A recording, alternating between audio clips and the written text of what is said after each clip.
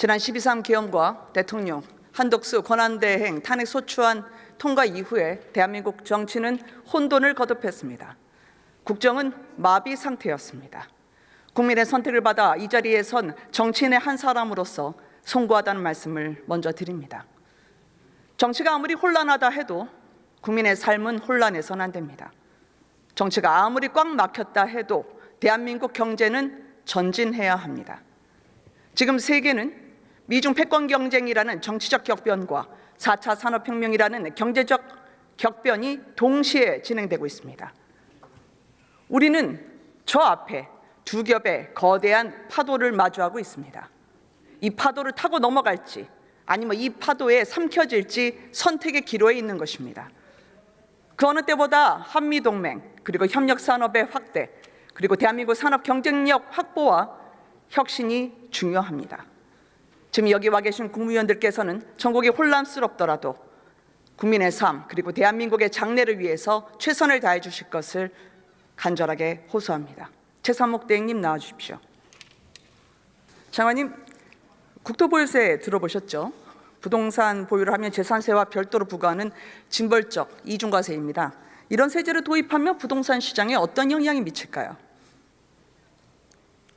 글쎄 지금 말씀하신 내용은 제가 알고 있습니다만 과거에 특정 후보 대선 공약이기 때문에 제가 여기서 별도로 제가 정부를 대표해서 의견 내는 건 적절치 않다고 생각하고요. 이런 부분은 충분한 논의와 공론화 과정이 필요하다 이렇게 생각하고 있습니다. 상식적인 정책을 여쭤보셨는데 특정 후보란 누굽니까? 잘 아실 것 같습니다. 네. 문재인 정부 부동산 대란보다 더 큰 난리가 나고 서민이 고통받지 않을까 하는데요. 이중과세도 부인하시는 건가요? 그런 부분들에 대해서 신중한 검토가 필요하다고 생각합니다. 지난 대선 전에 이재명 후보는 부동산 불로소득 전액 환수 그리고 국토보유세를 주장했습니다. 그런데 제가 보니까요, 정작 본인은 자택 재건축 로또를 맞았습니다. 3억여 원으로 매입해서 현재 시세가 약 30억 원입니다. 그러니까 이미 10배의 시세 차익인데 재건축까지 되면 수십억의 수익이 예상됩니다. 요즘 들어서 성장 하시는데 성장한 건 개인 재산이더라고요. 저는 재건축으로 집값이 올라서 자산이 늘어나는 건 보호받아야 할 권리라고 생각을 합니다. 그런데 주택 보유자를 불로소득자로 매도하던 정치인이 정작 자신은 시세 차익 그리고 재건축 기회 잡아서 수익을 올리면 염치 없는 짓이죠. 어떤 정치인은 반일 외치면서 정치적으로 이득을 받습니다. 그런데 자기 자녀는 일본 유학 보내고 또 일제 자동차를 탑니다. 이런 정치인의 이중적 행태는 지탄받아야죠. 대행님, 정치는 국민의 평범한 삶과 희망을 존중해야 합니다. 열심히 일하고 좋은 투자 기회 살려서 돈 벌고 그렇게 해서 자녀 키우고 싶은 마음 다 똑같습니다. 그렇죠? 이런 사람들, 국민들을 투기 세력으로 몰아서 징벌적 과세하고 손가락질하는 위선적 정치는 제발 그만둬야 합니다. 대행님, 정치인은 자신이 지킬 수 있는 주장과 정책을 내세워야 한다고 저는 생각합니다. 국민 앞에서는 불로소득 비판하면서 국민 뒤에서는 재건축 기회 챙기고 그래서야 되겠습니까? 저는 정치인이 정책을 만들 때는 자신도 지킬 수 있는 정책을 제출해야 한다고 생각하는데 대행님께서는 어떻게 생각하십니까? 그래서 일반적으로는 동의합니다만 제가 답변할 위치에 있지 않은 것 같습니다. 이번에 제가 트럼프 대통령 취임식을 다녀왔습니다. 네. 트럼프 대통령 뒤에는 보시는 것처럼 국회의원이나 관료가 아니라 시가총액이 2,000조가 넘는 AI 기업인들이 있었습니다. 제가 만난 트럼프 캠프 관계자와 의회 의원들은 세계 최고 수준의 우리 조선과 원전, 방산, 또 반도체 협력을 희망했습니다. 한미동맹은 외교를 넘어서 경제 안보 전반으로 확대돼야 되죠. 동의하시죠? 네, 그렇습니다. 상호 윈윈하는 한미동맹 강화를 위해서는 트럼프 행정부 초기, 지금이 골든타임입니다. 원전 반도체와 더불어서 트럼프 행정부가 전략적으로 가장 협력을 희망하는 분야가 조선입니다. 이 조선업 관련해서 미국에서는 함정을 대한민국에서도 건조할 수 있도록 하는 입법안을 제출했습니다. 우리 국회에서는 제가 첨단 조선을 국가전략기술로 지정하는 법안을 발의를 작년에 했는데 아직 통과를 못했습니다. 이번 정부는 조선 산업에 대해서는 어떤 지원책을 마련하고 계십니까? 그 말씀하신 것처럼 지금 새로운 트럼프 행정부와의 협력 관계에서 조선이 저한테는 중요한 산업이라고 생각하고 있습니다. 그래서 그런 부분들에 최대한 제가 협력의 시너지를 최대한 확대할 수 있도록 여러 가지 준비를 하고 있습니다. 네. 또한 미국이 이제 안정적인 전력을 위해서 소형 모듈 원전 협력을 구상하는데요. 네. 미국의 설계나 우리의 시공 운영 능력이 합쳐지면 세계적인 시너지를 낼 수 있다고 봅니다. 원전에 대한 지원은 어떻게 하실 계획이십니까? 네, 이런 부분들도 이번에 신정부 출범 중에 기회 요인 중에 하나가 원전으로 저희가 알고 있습니다. 그래서 그런 부분들에 대해서 한국의 원전의 어떤 우수성이 있고 그 부분을 미국에서도 익히 알고 있기 때문에 중요한 협력 아젠다가 될 수 있다고 생각하고 있습니다. 제가 우리 기업들을 만나보니까 미국과의 소통 통로가 마땅치 않아 애태우고 있던데요. 대행님 혹시 미국에 우리 정부 실무단을 파견할 계획은 없으신가요? 지금 대행 체제이기 때문에 아무래도 여러 가지로 제약이 있는 건 사실입니다. 그렇지만 아직 저희가 장관급과 그다음에 고위 실무급에서 협의는 계속 하고 있고요. 그래서 예를 들어 다음 주 월요일 날은 지금 통상 차관보가 미국에 갑니다. 네, 그런 식으로 저희가 하고 미국이 아직 상무장관이 인준이 안 됐습니다. 그래서 인준이 되면 저희 산업부 장관과 만나도록 하고 이런 부분들은 좀 추진을 하고 있습니다. 네. G20 재무장관 회담도 대행님 직접 가보셔야 하는 건 아닌가요? 지금 현재 여러 가지 일정과 그다음에 저쪽에 참석자들을 보면서 지금 고민하고 있습니다. 네, 알겠습니다. 제가 잠깐 물 좀 먹어도 되겠습니까? 장관님도 드실래요? 네, 먼저 하겠습니다. 네. 요즘 민주당이 말이죠, 부쩍 한미동맹 강화를 주장하고 있습니다. 그래서 미국과 협력이 중요시되는 전략산업 예산을 받는데요. 트럼프 대통령이 에너지 완보를 위해서 제일 이야기하는 원전, 수듬 냉각 기술, 빌 게이츠도 개발해서 주목받았습니다. 근데 이 혁신 기술 R&D 예산이 90% 삭감이 되더라고요. 한미동맹 전략협력 산업이 삭감이 아니라 숙청 수준이었는데 이렇게 잘라낸 25년도 예산이 4조입니다. 근데 이렇게 삭감해놓고 성장이라뇨. 이거 한참 커가는 아이 밥그릇 빼앗아놓고 무럭무럭 자라라 덕담하면 좀 이상하지 않습니까? 또 제비다리 부러뜨리고 박심으로 오라는 농물부 심보 아닌가 말이죠. 제가 만난 미국 측 인사 일부는 이재명 대표를 한미 관계의 리스크로 보기도 했습니다. 대행님, 미 의회 조사국의 계엄 탄핵 보고서 보신 적 있으십니까? 보지 못했습니다. 제가 알려드리겠습니다. 미국은 이재명 대표를 저희보다 더 잘 알고 있었습니다. 글로벌 빌런쯤으로 간주하던데요. 부패, 선거법 위반, 대북 불법 송금 연루 혐의로 기소된 사람, 한미일 관계 강화를 수치스럽다고 비난한 사람으로 보고 있습니다. 대행님께서는 저와 함께 일도 하셨는데요. 캠프 데이비드 회담을 포함해서 외교 성과가 미국에서 압도적인 호의적 평가를 받은 것으로 알고 있습니다. 또한 직접 한미일 협력에 기여를 많이 하셨는데요. 그래서 여쭤봅니다. 한미일 협력 수치스러운 일입니까? 저희한테 굉장히 필요하고 꼭 해야 된다고 생각하고 있습니다. 미 의회 의원들은 북한, 중국, 러시아와 거리를 두고 한일 관계를 개선한 것이 왜 탄핵 사유냐고 제게 되물었습니다. 또 미국 인사들은 특히 대북 송금 사건에 관심이 많았습니다.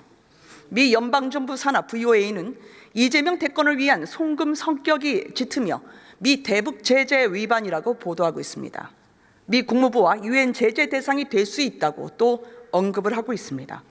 대행님, 쌍방울의 800만 달러 불법 대북 송금 사건을 아시죠? 제가 간략하게 설명을 해드리겠습니다. 네. 문재인 대통령의 남북 정상회담 방북에서 제외된 이재명 당시 지사가 단독 방북을 기획해서 쌍방울을 부추겨 북한에 800만 달러를 불법 송금 대납하게 한 혐의입니다. 종범격인 이화영 전 부지사, 김성태 전 회장 모두 중형을 선고받았습니다. 대행님, 북한에 현금을 보내면 안보리 결의 위반뿐 아니라 미국의 독자 제재 대상이 됩니다. 알고 계시죠? 네, 그 행위 자체는 그런 걸 알고 있습니다.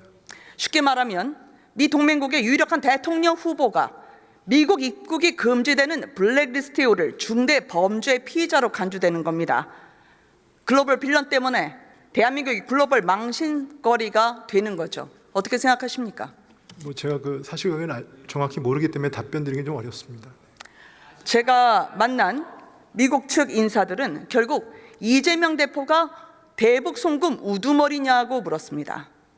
전임 민주당 대통령은 미국 언론에 북한 김정은 수석 대변인 소리를 듣더니 지금 민주당 당대표는 미국 측으로부터 대북 송금 우두머리라는 소리를 듣고 있는 겁니다. 대행님, 이래서야 미국이 이재명 대표를 동맹 파트너로 인정할 수 있겠습니까? 한미동맹 강화에 대행님 큰 역할을 하셨는데 정말 솔직하게 말씀해 주십시오. 네, 그 부분은 제가 답변 드리긴 적절치 않은 것 같습니다. 미국 조야는 이재명 대표를 믿지 못하고 있습니다. 총범 이화영이 7년이면 주범 이재명은 얼마가 나오겠습니까? 이재명 대표가 주민 소환제 내놨는데 제 생각으로는 법원 소환이 먼저 될 것 같습니다. 대행님, 동맹은 신뢰를 기반으로 합니다. 그렇죠? 네, 진짜 동맹 강화 의지가 있다면 이렇게 양국 간 전략적 협력의 싹을 다 자를 수 있겠습니까? 동맹 강화에 최소한의 진정성을 보이려면 민주당이 먼저 사과하는 것이 선행돼야 된다고 생각합니다. 어떤 입장이십니까?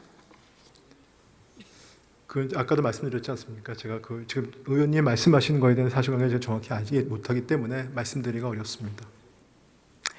대행님 한미 관계 역할도 많이 하셨는데 그 역할에는 자신감을 가지셔도 됩니다. 역사에 남으니까 말이죠. 네, 최선을 다. 네, 공직 생활을 하시면서요, 이번처럼 무지막지한 정부 예산 삭감 일반 통과를 보신 적이 있나요? 뭐 일단은 뭐 그 감액 예산은 처음입니다. 동맹 강화가 거짓이 아니라면 저는 삭감한 예산 원상 복구해야 된다고 생각합니다. 주무장관으로 어떻게 생각하십니까? 뭐 일단 국정협의회에서 같이 논의해야 될 사항이라고 생각합니다. 오직 정쟁 목표를 위해서 국가적 전략산업 씨를 말리고 이것 때문에 한미동맹 강화도 지장을 받습니다. 정부 예산은 당당했잖아요. 한미동맹을 위해서 필요한 예산 아니었습니까? 네, 필요한 예산입니다. 무엇보다 이재명 대표에 대한 대북 송금 사건의 우두머리라는 미국의 평가는 한미동맹의 리스크입니다. 이재명 대표의 존재 자체가 내후 외환을 야기하고 있는 것입니다. 저는 우리 국민은 돈을 나눠주고 환심을 사는 나라를 바라지 않는다고 생각합니다. 그렇게 또 믿고요. 시혜적 포퓰리즘에 길들여지는 나라가 아닌 한미동맹이 주는 가치 그대로 공정한 기회, 땅의 가치를 믿는 나라라고 저는 믿고 싶습니다. 대행님, 헌법재판소와 관련해서 한 가지만 여쭙겠습니다. 속도전에 우려하는 국민들이 많으신데요. 대통령의 재판관 임명권을 헌재가 결정한다면 저는 헌재의 셀프 임명이자 상권분리 원칙의 심각한 훼손이라고 생각합니다. 지난 투기 때 말씀하신 헌재는 여야 합의를 확인해 주는 기관이 아니라는 말씀은 무슨 뜻입니까? 헌법재판소가 그 사실관계를 확인해 주는 기관은 아니다 이런 말씀을 드린 걸로 저는 기억합니다. 네. 여야 합의가 중요하다는 말씀이셨나요? 뭐 그거는 의원님께서 뭐 판단하시죠. 무엇보다 적법절자의 원칙과 법 앞에 평등을 준수하는 것이 대한민국 운명이 결정된 헌법재판소 결정에서 갈등을 치유하는 노력의 일환이라고 생각합니다. 한덕수 총리의 탄핵 의결 정족수가 마흔여 후보자 권한쟁의보다 뒤로 뒤처지는 데에 대한 국민들의 우려가 크고요. 들어가셔도 좋습니다. 네.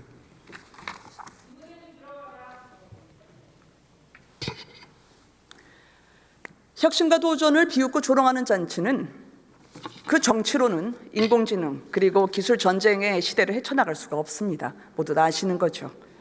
고속도로를 놓고 또 산업을 일으키고 불모지 해외 시장을 개척해온 대한민국의 정신이 절실한 이유이기도 합니다.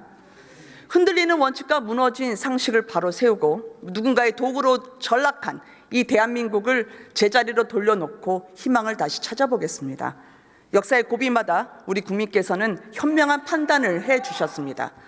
지금의 상황에서도 즉 표현의 자유가 억압되고 의원이 얘기해도 비방을 하고 거짓 선동이 난무하는 이 상황에서도 국민들께서는 과연 누가 진짜이고 누가 가짜인지 분별해 주시리라 믿습니다. 국민께서 입증해 주신 자랑스러운 대한민국의 역사가 오늘도 또 내일도 이 나라를 지킬 것이라 확신합니다. 경청해 주셔서 감사합니다.